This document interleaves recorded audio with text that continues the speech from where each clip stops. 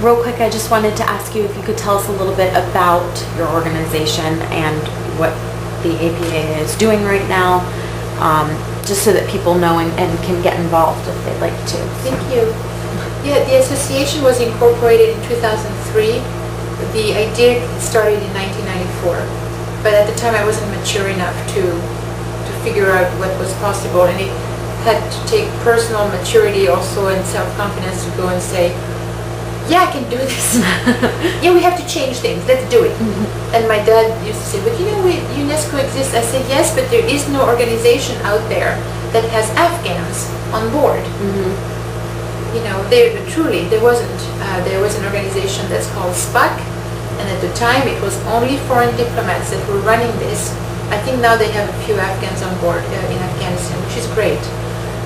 But I think, and I think I wanted to say that earlier, change has to come from Afghans. Mm-hmm. And Afghans have to be able to enter that rhythm and feel it grow in them and receive the information and get connected.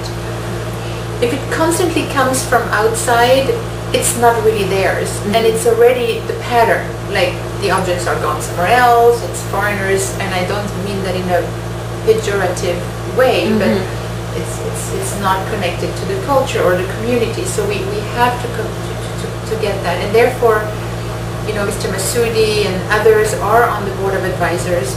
My dad is the president. I kind of forced him.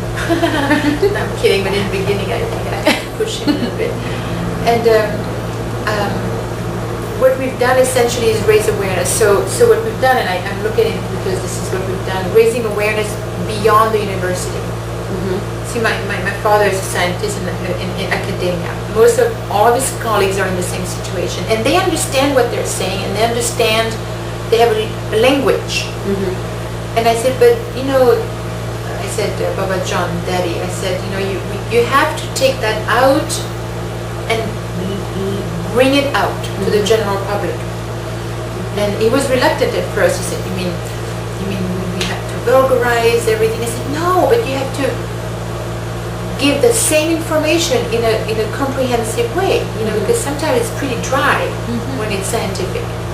So that's what we've been concentrating on, is to raise awareness on the value and beauty and the predicament of the archaeological heritage of Afghanistan through my father's presented numerous conferences, mostly in California.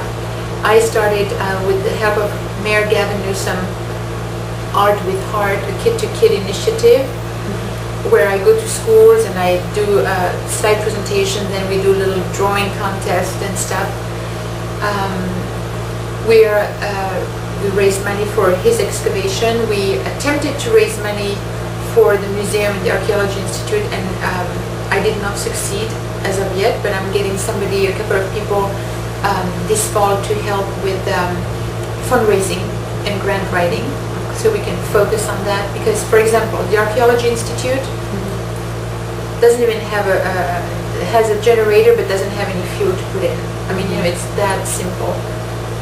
The museum is getting help, they're getting help. And so these are focuses of ours. Our main focus from now on is publications. I think if you think long-term, long-run, publications can be re-edited, but at least if they're published, it's an immense helpful resource. My father has like four things ready to go, mm-hmm. and then we have the children's book. So that's what we're doing. So we're more low-key this year mm-hmm. than we have been in the past. We've done work with KQED, National Geographic, CBS, the Asian Art Museum, the Embassy of Afghanistan,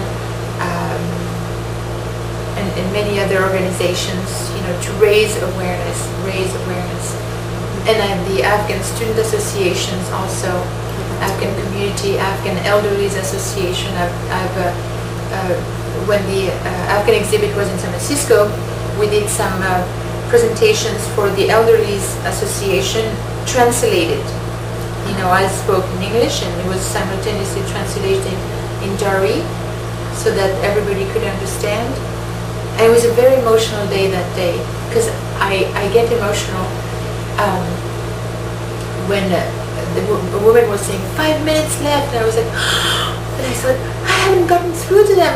I haven't, and then I just, and then these older gentlemen, they came and they cried with me and thanked me for talking to them about their heritage, So I thought, oh, they care. It's wonderful. And then the Afghan Student Association in Berkeley, they were all ears. But I think that I was a little overwhelming to them, because I said, listen, you guys, if you don't come on board with this, whether it's through our association or on your own, if you don't educate yourselves and educate your loved ones and try and find out the amazing history we have and how much we need to protect what's left, it's all going to be gone. Nobody else is going to do it for you. It has to come from us. What the association needs is people like I don't want to say like me, but yeah, that understand the gravity of the situation. We lost over 60,000 objects, 60,000 objects, right? That we know of. That doesn't account for the other probably 40,000 objects that we don't know of, because it's being looted as we speak. They're looting,